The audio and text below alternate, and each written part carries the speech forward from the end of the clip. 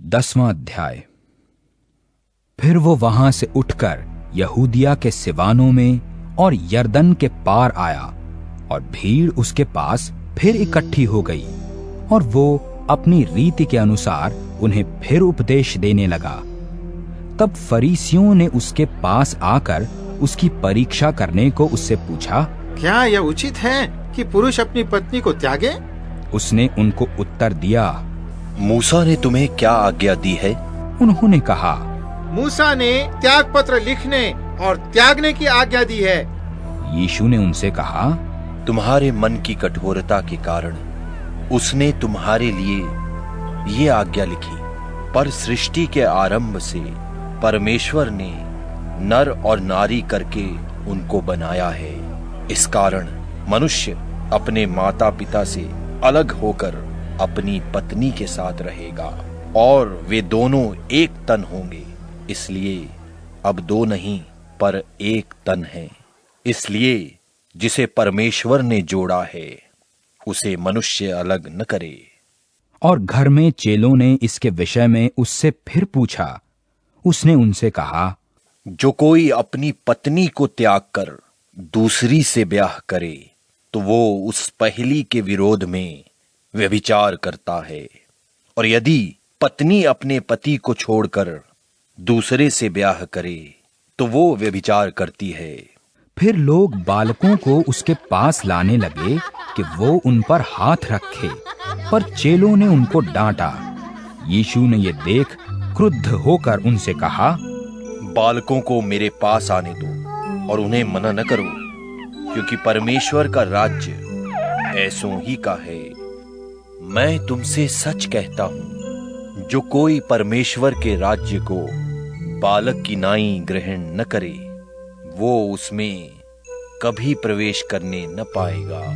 और उसने उन्हें गोद में लिया और उन पर हाथ रखकर उन्हें आशीष दी। और जब वो निकलकर मार्ग में जाता था तो एक मनुष्य उसके पास दौड़ता हुआ आया और उसके आगे घुटने टेककर उससे पूछा, हे उत्तम गुरु, अनंत जीवन का अधिकारी होने के लिए मैं क्या करूं? यीशु ने उससे कहा, तू मुझे उत्तम क्यों कहता है? कोई उत्तम नहीं, केवल एक, अर्थात परमेश्वर।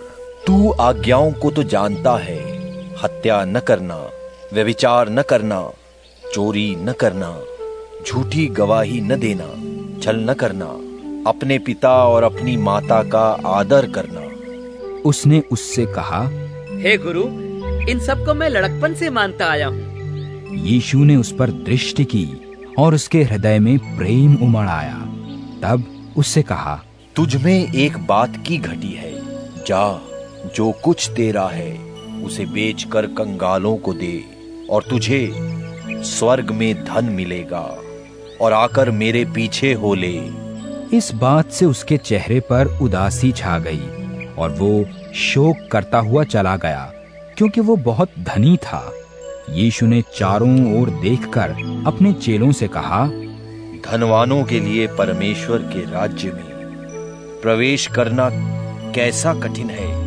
चेले उसकी बातों से अचंभित हुए। इस पर यीशु ने फिर उनसे कहा, हे बालकों, जो धन पर भरोसा रखते हैं उनके लिए परमेश्वर के राज्य में प्रवेश करना कैसा कठिन है। परमेश्वर के राज्य में धनवान के प्रवेश करने से ऊंट का सुई के नाके में से निकल जाना सहज है। वे बहुत ही चकित होकर आपस में कहने लगे, तो फिर किसका उद्धार हो सकता है? यीशु ने उनकी ओर देखकर कहा, मनुष्यों से तो ये नहीं हो सकता, परंतु परमेश्वर से हो सकता है, क्योंकि परमेश्वर से सब कुछ हो सकता है। पतरस उससे कहने लगा, देख, हम तो सब कुछ छोड़कर तेरे पीछे हो लिए हैं।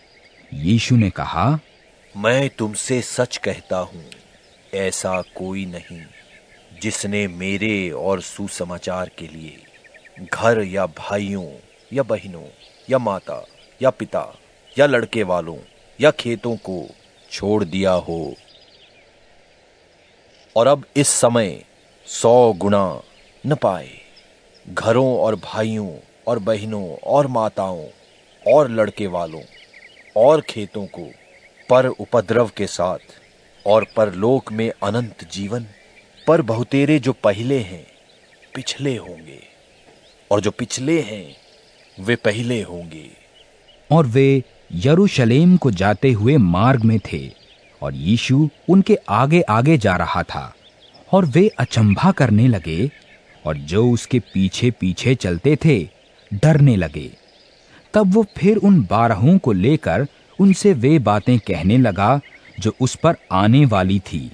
उसने कहा, देखो, हम यरूशलेम को जाते हैं, और मनुष्य का पुत्र महायाजकों और शास्त्रियों के हाथ पकड़वाया जाएगा, और वे उसको घात के योग्य ठहराएंगे और अन्य जातियों के हाथ में सौंपेंगे, और वे उसको ठट्ठों में उड़ाएंगे और उस पर थूकेंगे और उसे कोड़े मारेंगे और उसे घात करेंगे, और 3 दिन के बाद वो जी उठेगा।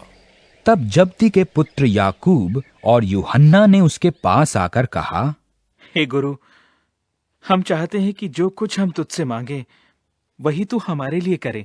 उसने उनसे कहा, तुम क्या चाहते हो कि मैं तुम्हारे लिए करूं? उन्होंने उससे कहा, हमें ये दे कि तेरी महिमा में हम में से एक तेरे दाहिने और दूसरा तेरे बाएं बैठे। यीशु ने उनसे कहा, तुम नहीं जानते कि क्या मांगते हो? जो कटोरा मैं पीने पर हूं क्या पी सकते हो? और जो बपतिस्मा मैं लेने पर हूं क्या ले सकते हो? उन्होंने उससे कहा, हमसे हो सकता है। यीशु ने उनसे कहा, जो कटोरा मैं पीने पर हूं तुम पियोगे, और जो बपतिस्मा मैं पर लेने पर हूं उसे लोगे। पर जिनके लिए तैयार किया गया है उन्हें छोड़ और किसी को अपने दाहिने और अपने बाएं बिठाना मेरा काम नहीं। ये सुनकर 10 याकूब और यूहन्ना पर रिसियाने लगे।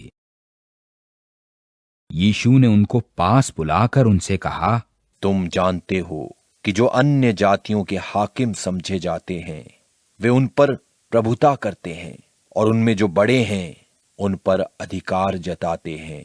पर तुम में ऐसा नहीं है, वरन जो कोई तुम में बड़ा होना चाहे वो तुम्हारा सेवक बने, और जो कोई तुम में प्रधान होना चाहे वो सबका दास बने। क्योंकि मनुष्य का पुत्र इसलिए नहीं आया कि उसकी सेवा टहल की जाए, पर इसलिए आया कि आप सेवा टहल करे और बहुतों की छुड़ौती के लिए अपना प्राण दे। और वे यरीहो में आए, और जब वो और उसके चेले और एक बड़ी भीड़ यरीहो से निकलती थी, तो तिमाई का पुत्र बरतिमाई, एक अंधा भिखारी, सड़क के किनारे बैठा था। वो ये सुनकर कि यीशु नासरी है, पुकार पुकार कर कहने लगा, हे दाऊद की संतान, मुझ पर दया कर। बहुतों ने उसे डांटा कि चुप रहे, पर वो और भी पुकारने लगा, हे दाऊद की संतान, मुझ पर दया कर। तब यीशु ने ठहर कर कहा, उसे बुलाओ। और लोगों ने उस अंधे को बुलाकर उससे कहा, ढाढ़स बांध, उठ, वह तुझे बुलाता है। वो अपना कपड़ा फेंककर शीघ्र उठा और यीशु के पास आया। इस पर यीशु ने उससे कहा, तू क्या चाहता है कि मैं तेरे लिए करूं? अंधे ने उससे कहा, हे रब्बी, ये कि मैं देखने लगूं। यीशु ने उससे कहा, चला जा, तेरे विश्वास ने तुझे चंगा कर दिया है। वो तुरंत देखने लगा और मार्ग में उसके पीछे हो लिया।